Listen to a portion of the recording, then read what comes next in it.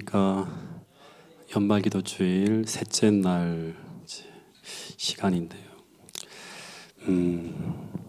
날씨가 굉장히 추운데 우리 하나님의 임재를 통해서 이 추위를 이겨낼 수 있는 더 큰 따뜻함과 또 하나님의 위로와 은혜를 우리가 이 시간 함께 경험했으면 좋겠습니다.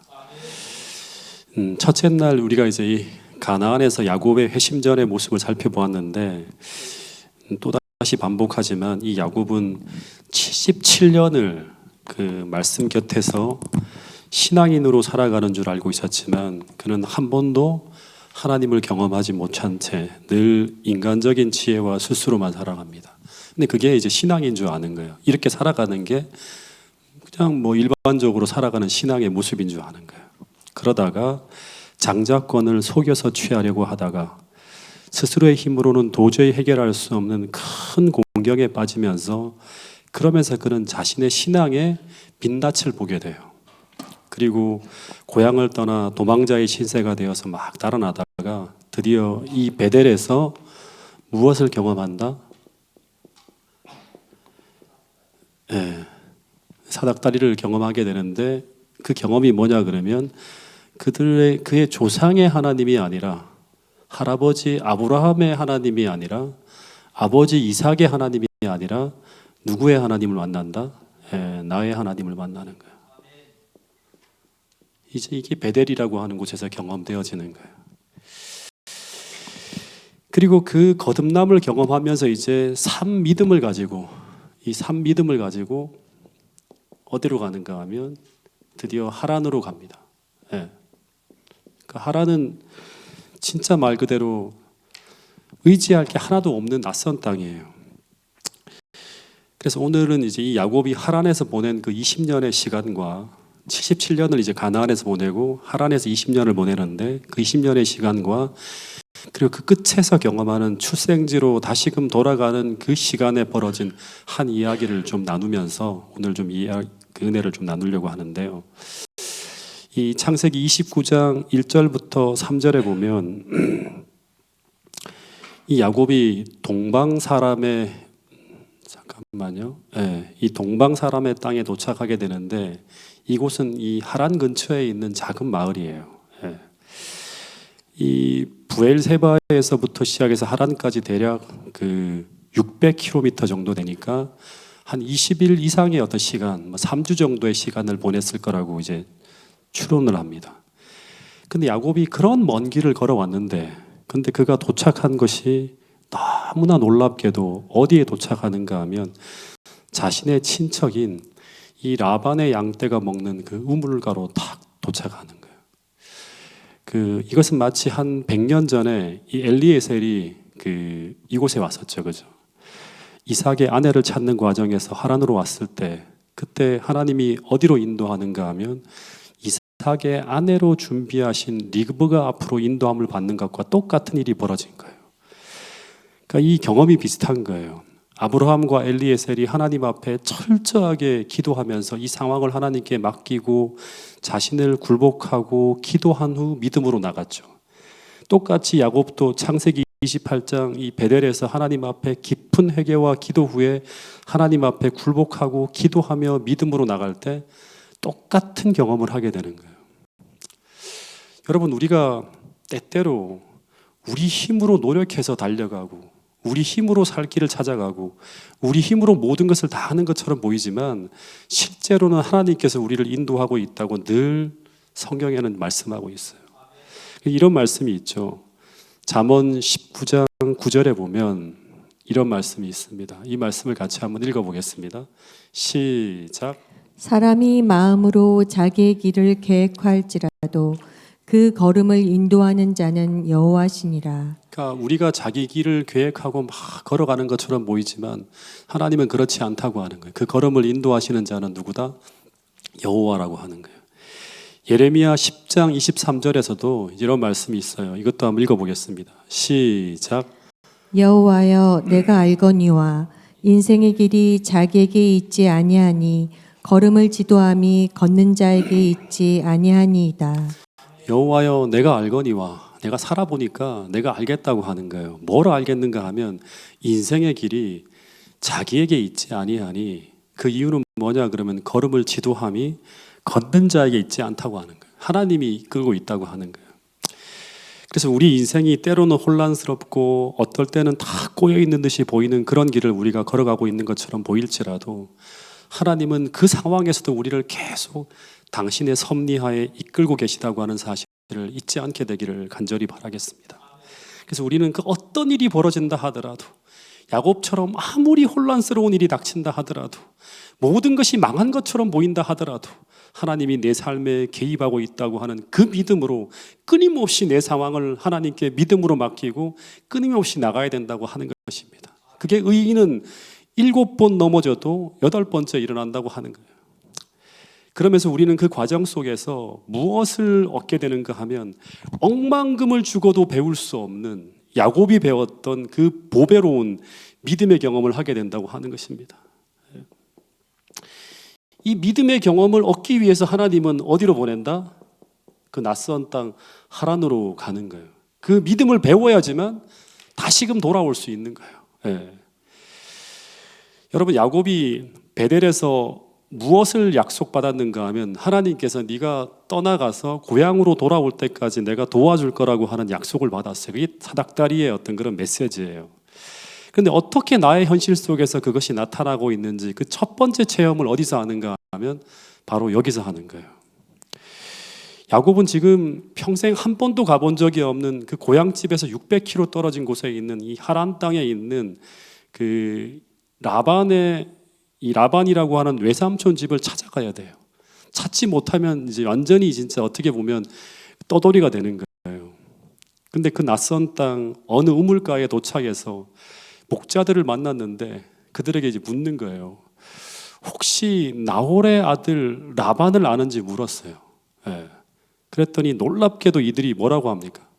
그 라반을 안다고 하는 거예요. 그러면서 이 목자들이 더 놀라운 말을 하는데 그것은 바로 잠시 후면 이 야곱이 찾아가야 하는 그곳, 이 라반의 집의 직계딸인 라헬이 뭐를 몰고 온다? 지금 양을 몰고 이곳에 도착할 것이라고 하는 놀라운 이야기를 하는 거예요. 그러니까 이 라반의 딸이 양에게 물을 먹이러 오는 그 시각에 하나님이 어떻게 하셨다?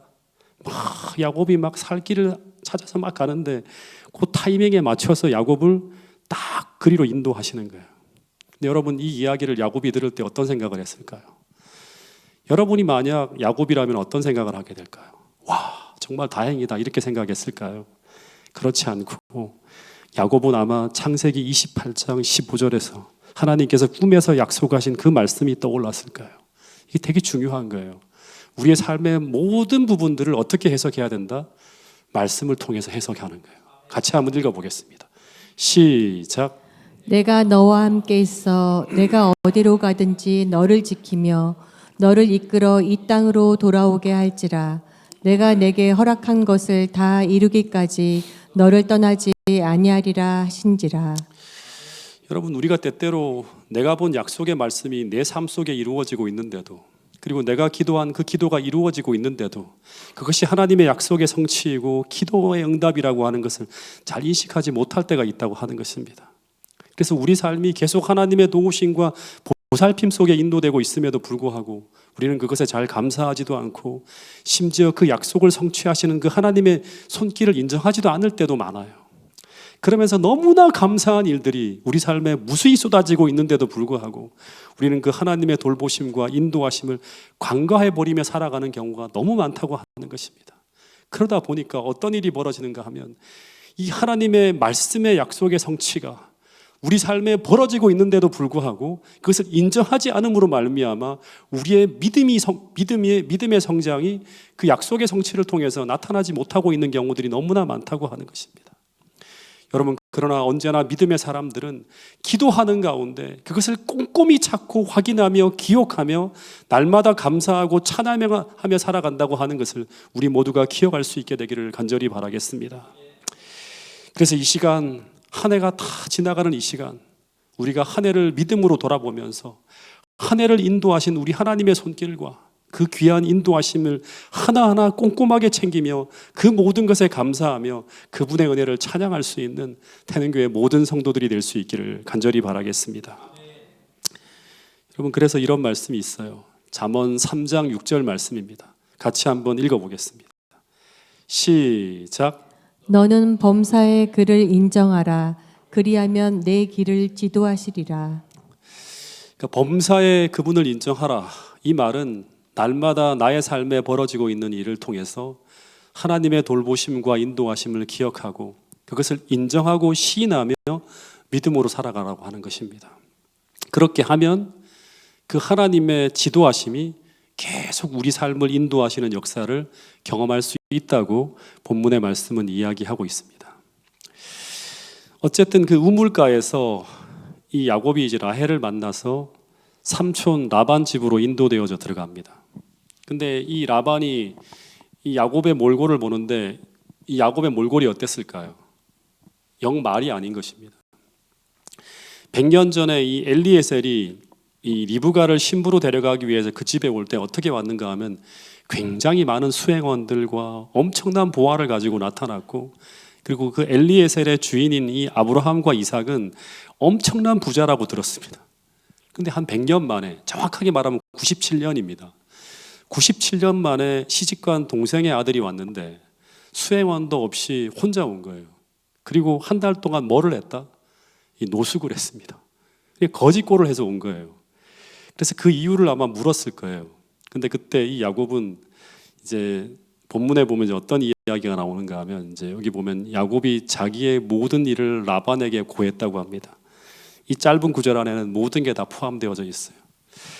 자신이 집을 떠나 유랑 생활을 하게 된 이유와 목적을 쭉 설명했겠죠. 왜 이런 몰골로 왔는지, 자신이 태어날 때 받은 장자에 대한 예언과 그것을 이루려고 하는 과정에서 자신이 실수한 행동들을 아마 회심했잖아요. 솔직하게 다 이야기했을 거예요. 그리고 베델에서의 경험까지. 그러면서 어떤 이야기를 했을 거냐면 형의 마음이 풀리거나 상황이 바뀌어지면 난 어떻게 해야 된다? 장자의 소임을 다하기 위해 어디로 가야 된다?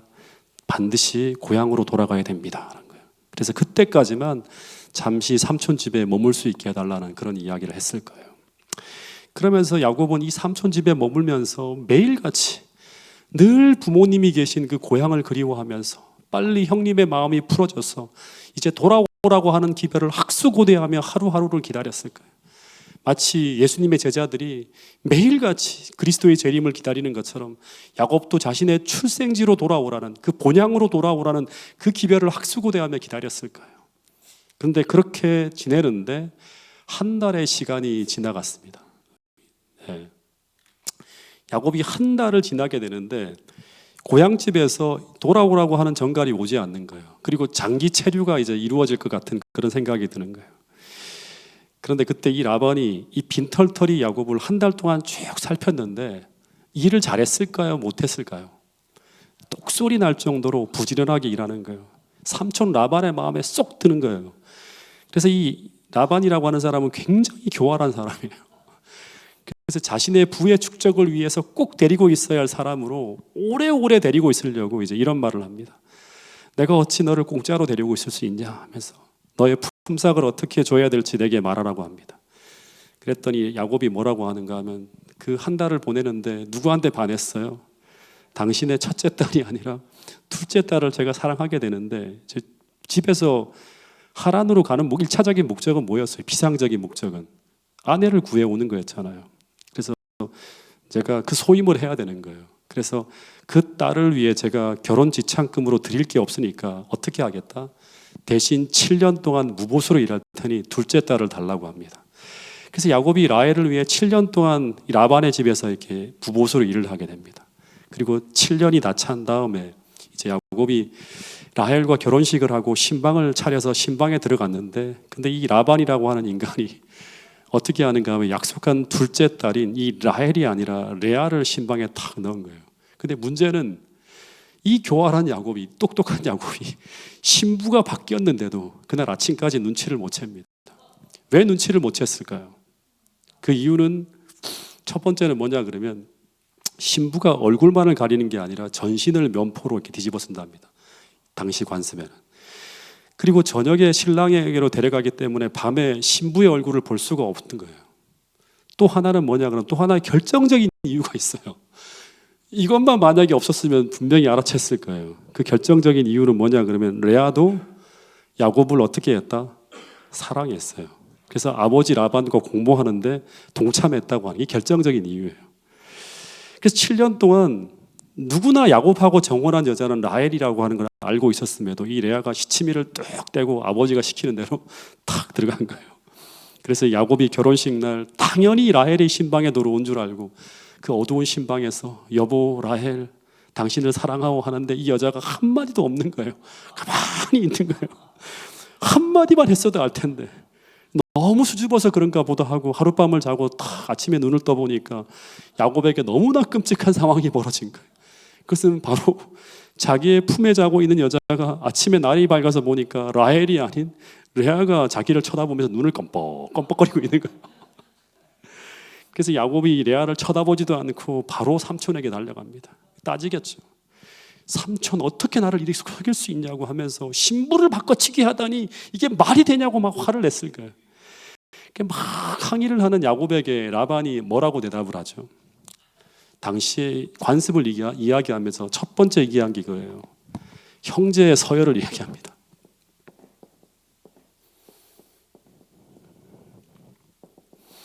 당시 관습에서는 절대로 동생이 형보다 먼저 시집가는 게 없다 그러는 거예요. 근데 이 이야기는 누구를 겨냥한 말이에요?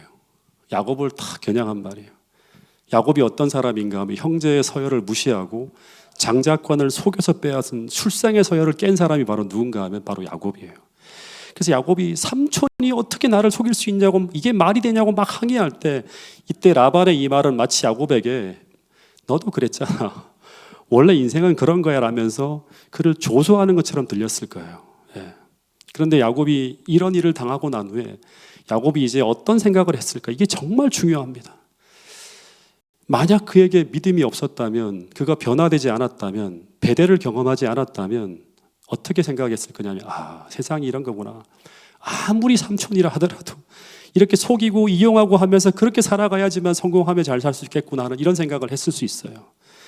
그래서 이전에 또다시 옛날에 못된 이 죄된 욕망이 다시금 다 일어나면서 어떻게 하면 삼촌을 다시 역이용할 수 있을까? 내가 절대 이런 속임수와 술수에는 지지 않는 사람인데 하면서 그런 생각을 했을 수도 있을 것이라고 하는 거예요. 근데 그는 왜 자신이 이곳에 와 있는지와 또 하나 그가 베델에서 하나님께 철저히 굴복하며 이제는 어떻게 살겠다? 속임수와 술수와 이런 인간적 방법이 아니라 주의 뜻대로 살겠다고 다짐했던 그 결심을 생각했을 거라고 하는 거예요. 여러분, 우리가 한 번 회개했다고 베델에서 한 번 하나님을 만났다고 해서 그 경험이 평생 가는 것이 아니라고 하는 사실을 기억할 수 있기를 간절히 바라겠습니다. 매일 매 순간 우리는 이런 유혹의 도전에 직면할 수 있다고 하는 거예요. 그때마다 우리는 또다시 굴복해야 되고 또다시 믿음을 고백해야 되고 그리고 그럴 때마다 부어지는 성령의 능력과 힘을 의지해서 날마다 내 안에서 올라오는 그 죄성을 물리쳐야지만 우리는 자라고 성장하면서 끝까지 하나님의 뜻을 이루며 나갈 수 있는 것이고 그 끝이 어디가 될 수 있다? 고향으로 돌아가는 그 길에 설 수 있다고 하는 것입니다. 그래서 야곱은 이런 억울한 일을 당했음에도 그가 수많은 술수를 쓸 수 있는 사람인데 묵묵히 자신의 잔꾀를 쓰지 않고 어떻게 한다? 또다시 7년을 봉사한다고 하는 거. 이게 엄청난 거예요. 묵묵히 봉사하는 거예요. 그러면서 묵묵히 7년의 시간이 또다시 흘러갑니다. 그러면서 이 야곱의 두 아내와 두 여종을 통해서 11명의 아이들이 태어납니다. 그런데 이 요셉이 태어났을 때가 라반을 위해서 야곱이 봉사한 지 14년째가 되는 해라고 합니다. 근데 그때 이 야곱이 외삼촌 라반에게 결혼 지참금으로 약속한 14년을 다 채운 애였어요. 근데 이 삼촌을 보니까 이 삼촌이 품성이 악하고 과거 자신처럼 너무나 교활한 거예요. 마치 자기의 모습을 보는 것 같은 거예요. 그래서 한시라도 빨리 떠나려고 생각하고 창세기 30장 25절에 보면 이 야곱이 어떻게 하는가 하면 그 고향으로 돌아갈 결심을 하고 라반에게 돌아가게 해달라고 요청을 합니다. 근데 이 라반은 이 야곱을 어떻게 해서든지 붙잡고 있어야 돼요. 극구 거절합니다. 그래서 야곱이 그러면 이제 새로운 임금 지급 계약을 이제 맺자고 하면서 라반에게 제의를 하게 됩니다. 그것은 바로 이제 앞으로 태어나는 양과 염소들 중에서 어떤 것은 아롱진 것이나 점이 있는 것이면 다 자신의 품삯으로 달라고 하는 거예요. 여러분, 아롱진 것이나 점이 있는 이런 것들을 품삯으로 달라고 하면 이게 어떤 말이죠? 아롱진 것이나 점이 있는 것이 태어날 가능성이 있나요? 보통 교배를 하면 거의 없죠. 돌연변이니까 이렇게 계약을 하게 되면 야곱은 거의 무일푼으로 이제 일을 할 수 있게 될 수 있는 그런 상황이에요. 그러니까 라반이 어떻게 했을까요? 아, 좋다. 그렇게 맺자고 하면서 임금 계약에 체결에 사인을 합니다. 근데 놀라운 것은 이 일은 야곱의 잔꾀가 아니라 창세기 31장 9절부터 11절에 보면 하나님이 지시하신 거예요. 근데 놀라운 일이 벌어집니다. 이때부터 하나님의 축복을 받아서 야곱은 6년간 일했거든요.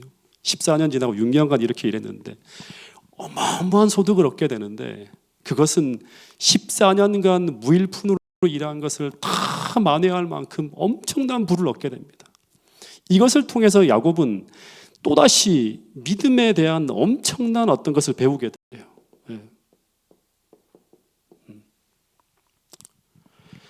그것은 야곱이 다시금 고향으로 돌아가기 위해서, 즉 장자가 되기 위해서 반드시 배워야 될 믿음의 경험인데, 그것은 바로 인간적인 술수와 계략이 아니라 늦더라도 더디더라도 당장은 손해보는 것 같더라도 오직 하나님의 은혜로 살아가는 법을 20년 동안 배우게 되는 거예요.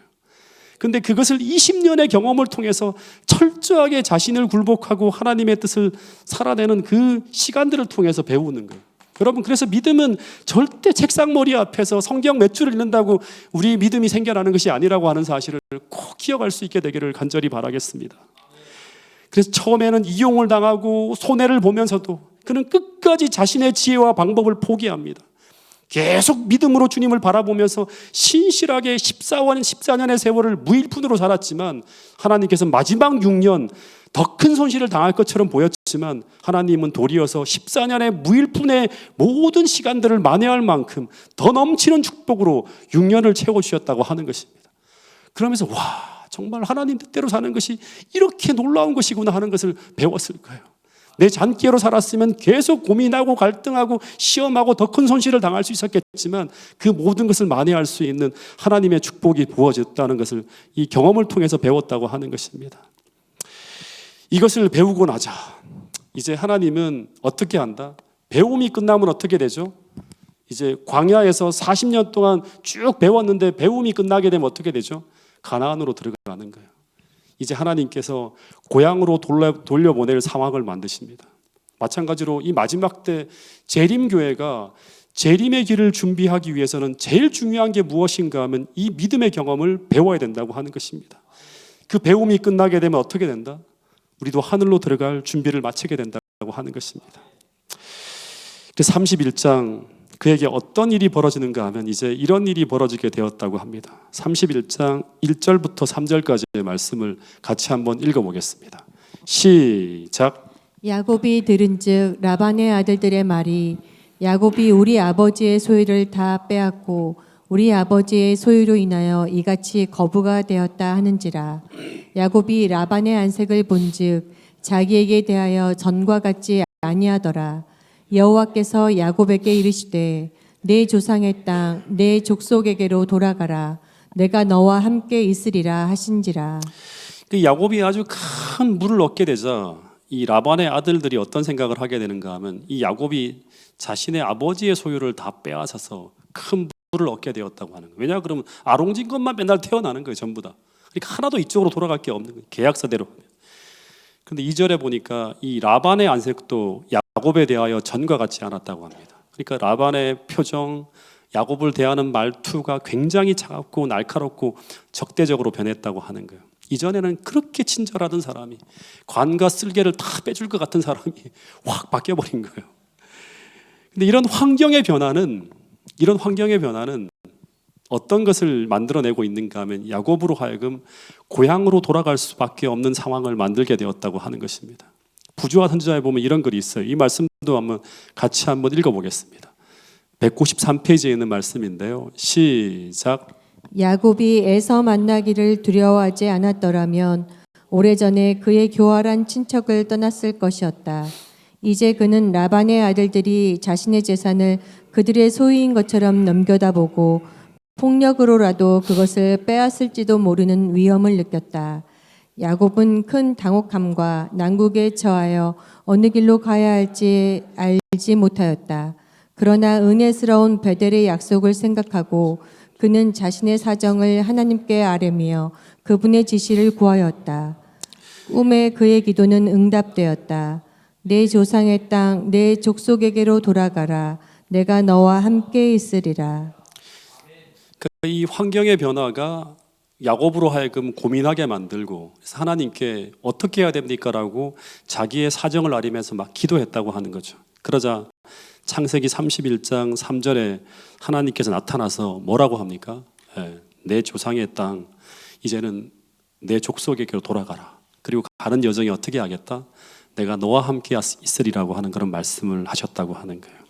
그러니까 여기서 우리가 하나 생각하게 되는 것은 야곱으로 하여금 20년간의 하란 생활을 마무리하고 그리고 그가 가야 될 약속의 땅인 가나안을 향해 돌아가기로 결심하게 만든 계기가 무엇인가를 한번 생각해 봐야 된다고 하는 것입니다. 만약 야곱이 이 머물고 있는 그 환경이 평온하고 아주 평화롭게 계속 부가 증가되어지게 될 때 야곱에게는 어떤 일이 벌어질 수 있는가 하면 이 야곱은 자기가 고향으로 돌아가야 된다고 하는 건 알고 있어요. 근데 라반이 반대하고 있죠. 이 일 뚫고 나가려면 엄청나게 큰 어떤 이 도전을 직면하게 돼요. 뿐만 아니라 아내들과 그 다음에 자식들이 반대할 때 그 어마어마한 가축과 양떼를 다 이끌고 20년간 살아온 그 하란 땅을 버리고 그 600km나 떨어진 그 먼 고향으로 돌아간다고 하는 것은 결코 쉬운 일이 아니라고 하는 것입니다. 그래서 하나님은 야곱으로 하여금 고향으로 돌아가도록 하기 위해서 어떻게 하신다? 환경의 변화를 만든다고 하는 거예요.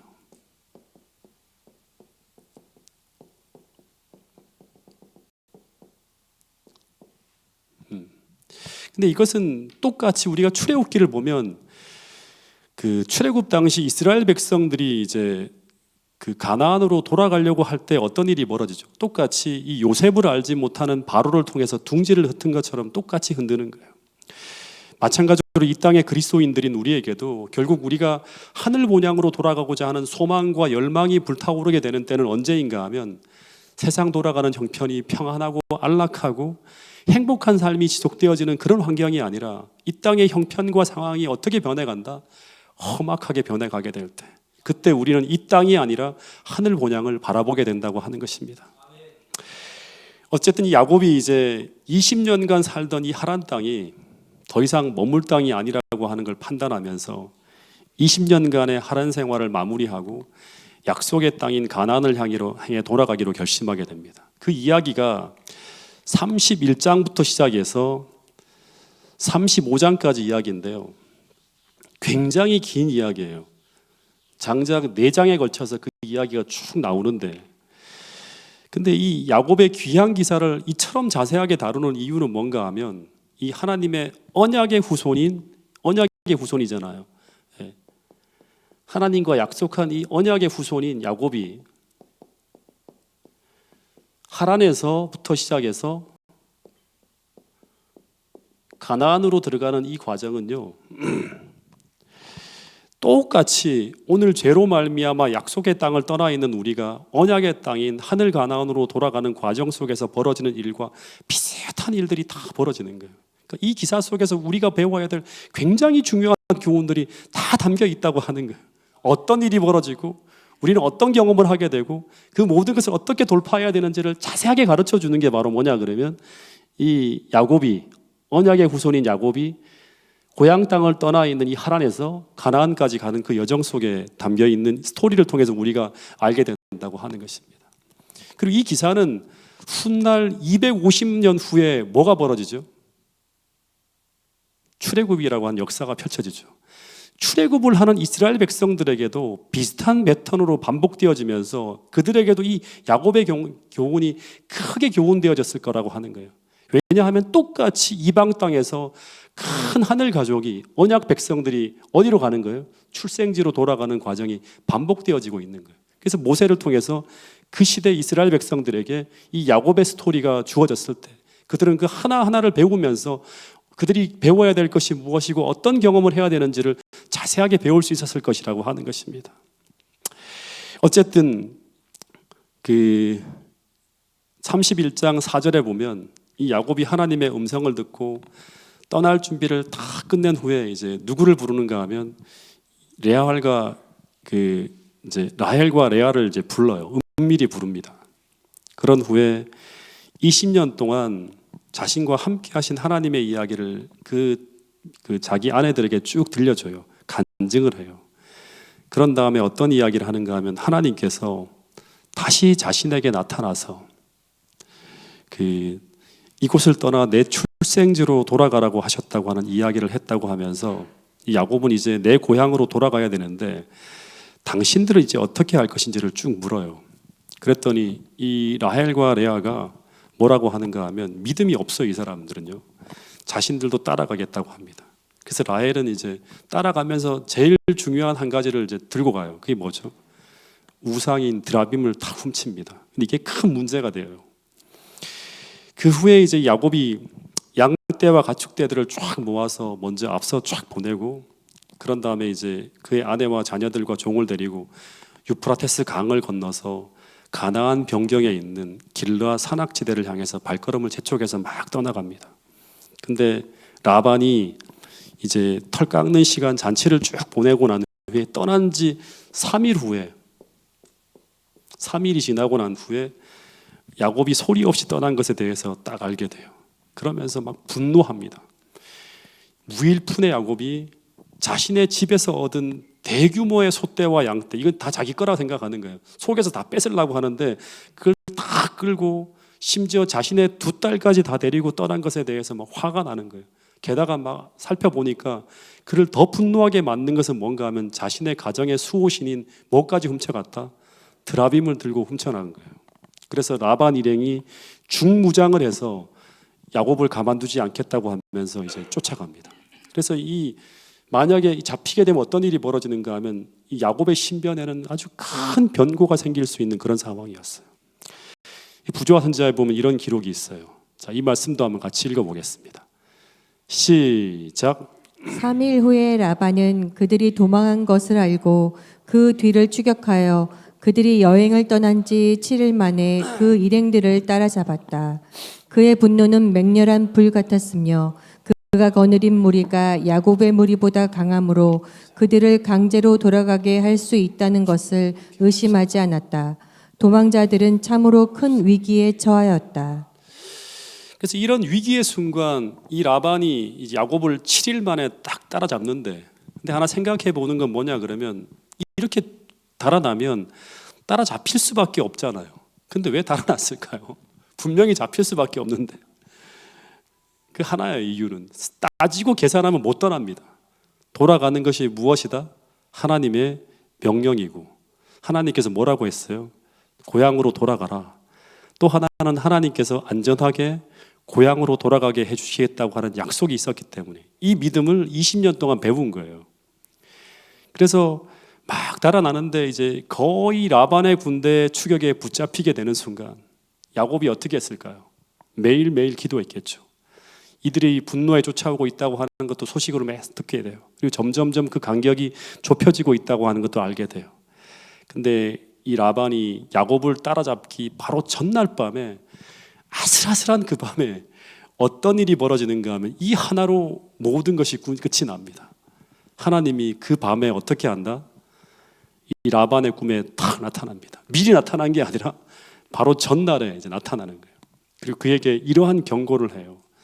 너는 삼가 야곱에게 선악간에 말하지 말라. 절대 함부로 그 길을 막거나 그에게 손대지 말 것을 경고합니다. 그런데 이 꿈을 꾸고 난 다음에 그렇게 분노하던 라반이 어떻게 되는가 하면 큰 두려움을 느껴요. 어떤 두려움을 느끼는가 하면 이 꿈은 야곱이라고 하는 사람이 어떤 사람이다? 하나님께서 보호하는 사람이라고 하는 것과, 그래서 이 하나님의 사람인 야곱을 잘못 건들다가는 어떻게 될 수 있다? 큰일 날 수 있다고 하는 두려움이 그에게 확 느껴오는 거예요. 그래서 하나님의 이 극적인 개입으로 이 라반은 한순간에 어떻게 변하는가 하면 이 야곱을 대하는 태도가 완전히 바뀌어버립니다. 이 한 꿈으로 말미암아. 원래 하루 전만 하더라도 이 라반은 야곱을 만나기만 하면 내 너를 죽이겠다, 너는 도둑놈이다, 너는 사기꾼이다, 어찌 나를 속이고 달아날 수 있느냐 하면서 심지어 자신의 수호신인 드라빔을 훔쳐 달아난 이 도둑놈을 반드시 해야겠다고 하면서 막 쫓아가고 있었어요. 그래서 만약에 하나님께서 이 라반의 꿈에 현몽하지 않고 그냥 그렇게 야곱이 라반을 만났다고 하면 야곱의 집안은 이 라반의 폭력으로 아수라장이 될 수 있는 그런 상황이었다고 하는 것입니다. 그런데 지금 이 라반이라고 하는 인간이 그 분노가 하나님의 개입으로 총대되어지고 그 탐욕이 제어되어지고 있었다고 하는 사실을 이 성경은 보여주고 있는 것입니다. 물어볼게요. 라반이 변화되어졌나요? 라반이 변화되어진 것은 아니죠. 여전히 그는 탐욕스럽고 여전히 폭력적이고 여전히 야곱을 증오하고 미워하지만, 그러나 어떻게 된다? 그 선을 넘지 않는다고 하는 거예요. 그 선을 지키게 된다고 하는 것입니다. 근데 그 이유는 무엇 때문이다? 하나님께서 그 가운데 개입하셔서 그 죄된 행동을 하지 못하도록 억제하고 있었기 때문이라고 하는 것입니다. 여러분, 그래서 우리가 하늘로 돌아가기 직전 이 마지막 세상을 살아가는 우리들에게도 이런 똑같은 일들이 미래가 아니라 지금도 벌어지고 있다고 하는 사실을 기억할 수 있게 되기를 간절히 바라겠습니다. 우리가 살아가는 환경이, 자연 환경이, 사회적 환경이 전부 다 위협적으로 변하고 점점 더 폭력적으로 변해서 천년계가 뒤흔들리고 또 박해가 몰아쳐서 우리 힘으로는 도저히 살 수도 없고 생존할 수도 없고 신앙을 지킬 수도 없는 그 상황마다 하나님은 어떻게 하신다?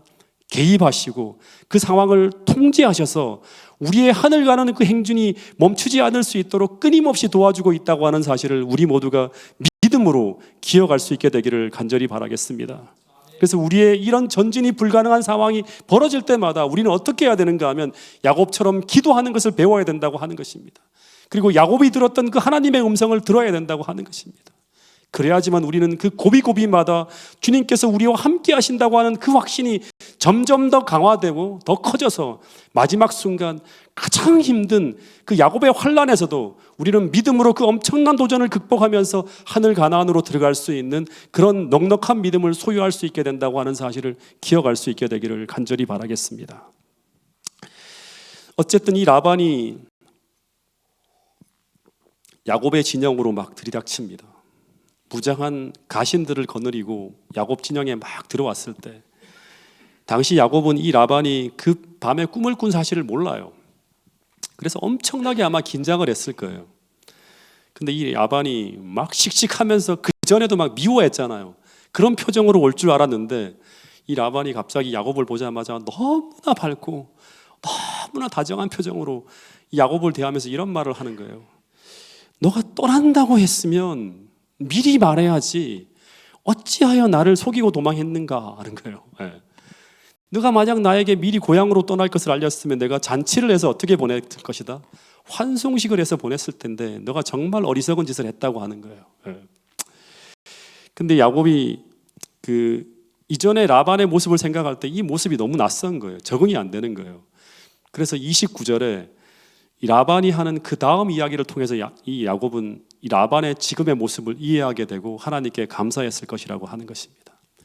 라반이 무슨 이야기를 하는가 하면 내가 너를 해할 수 있는 능력이 충분히 있었지만 그런데 내가 그렇게 하지 않은 이유는 무엇 때문이다? 어젯밤에 하나님이 나타나서 그렇게 하지 말라고 했기 때문이라고 하는 거예요. 그래서 이 야곱이 라반을 막 책망합니다. 그동안 당신이 나를 어떻게 대했는지를 쭉 속에 있는 걸 다 꺼내요. 근데 이 말을 탁 듣자 라반이 갑자기 어떻게 되는가 하면 미래가 걱정이 되는 거예요. 야곱의 20년의 삶을 쭉 돌아보니까 과거에도 그랬고 지금도 계속 하나님이 도우시고 축복하시는 모습을 봅니다.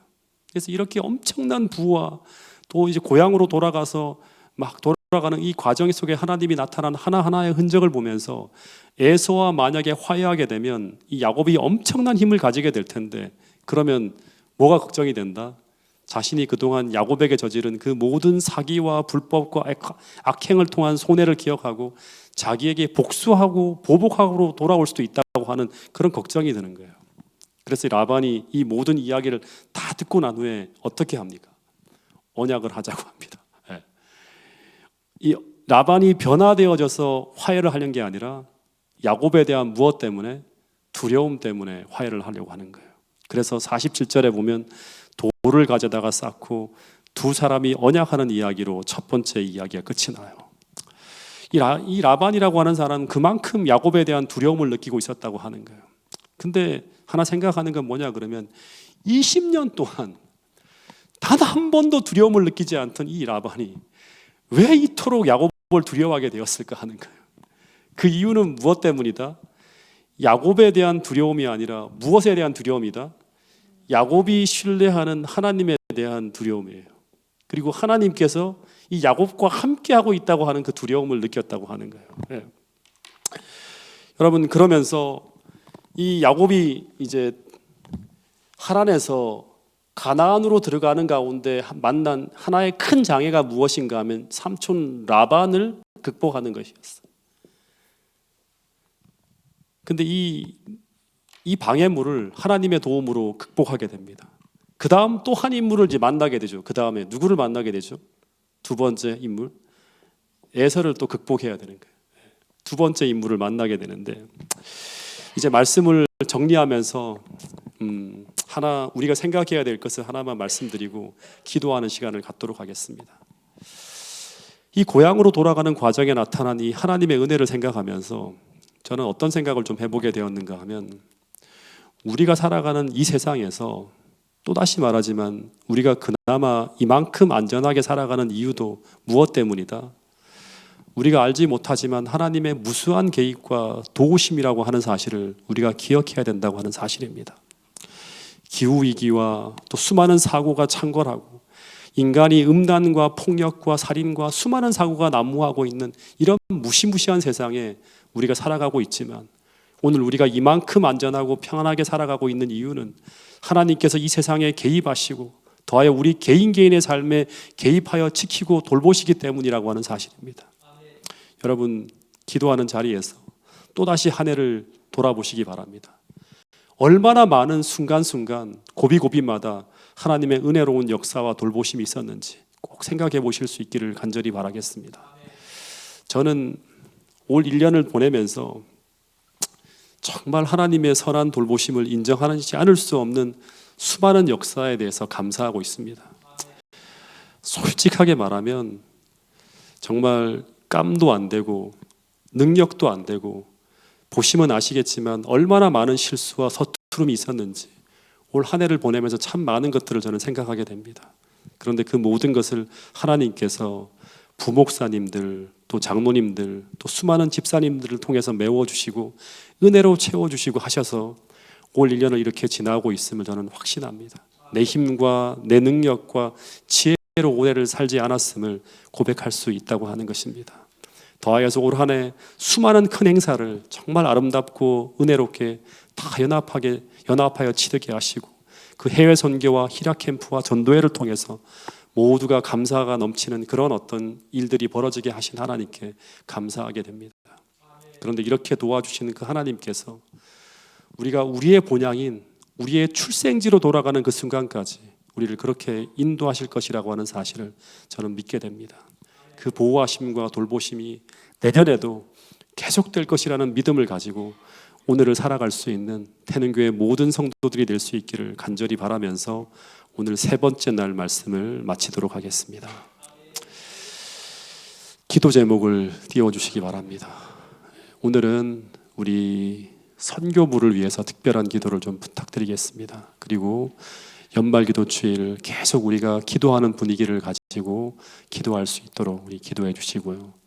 오늘 또 한 가지의 주제는 이제 내일부터 아마 본격적으로 들어갈 주제는 이 재림 중심의 교회를 위해서 필요한 메시지가 될 것입니다. 이 교회의 캐치프레이즈인 재림 중심의 교회를 위해서 기도해 주시고, 아울러 성만찬 예식을 위해서 이번 안식일 날에 특별한 기도를 부탁드리겠습니다. 그리고 교회의 여러 환우들과 VIP, 그리고 12월 16일 침례 예정자들을 위해서 특별한 기도를 좀 부탁드리겠습니다. 3명이 될지 2명이 될지 여러분 우리 한 분 한 분을 위해서 좀 특별한 기도를 부탁드리겠습니다. 그리고 마찬가지로 한 해를 되돌아보면서 감사하고 회개하는 또 기도를 우리 모두가 할 수 있기를 간절히 바라겠습니다. 기도가 마치신 분들은 조용히 퇴장해 주시고 또 개별적으로 인사하진 않고 그렇게 돌아가도록 하겠습니다. 우리 기도하는 시간을 보내도록 하겠습니다. 잠깐 제가 기도하고 우리 개인 기도 시간을 갖도록 하겠습니다. 하늘에 계신 우리 아버지 하나님, 연말기도 주일 셋째 날 순서를 통해서 우리에게 또 말씀하여 주셔서 감사합니다. 주님, 정말 우리가 머물러야 될 곳이 정말 우리가 잃어버린 그 하늘임을 다시 한번 기억하게 하시고, 우리의 마음이 정말 하늘 본향을 사모하게 하시고, 그 일을 위해 저희들의 마음속에 간직되어져야 될 믿음이 무엇인지를 우리가 다시 한번 생각할 수 있는 이 시간 될 수 있도록 도와주시옵소서. 우리의 믿음의 전제를 막는 수많은 장애들과 또 어려움들이 있지만 주님, 그 모든 것들을 극복하게 하시고 도와주시고 해결하실 수 있는 그 하나님의 약속을 우리 모두가 기억하게 하시고, 매 순간마다 믿음을 훈련하는 태능교회 모든 성도들이 될 수 있도록 도와주시옵소서. 이제 무릎 꿇고 우리가 기도할 때 성령 하나님 함께하여 주셔서 우리의 기도에 역사하시고 이끌어 주시는 그 하나님의 은혜를 경험하며 주의 뜻을 따라 우리가 모두가 기도하게 하시고 또 성령으로 충만해지는 이 시간 되게 하여 주셔서 이 모든 기도의 시간을 통해서 우리가 하나님과의 관계를 온전히 회복할 수 있는 그런 은혜로운 경험들을 우리 모두가 가질 수 있도록 축복해 주시옵기를 예수님 이름으로 기도드렸습니다. 아멘.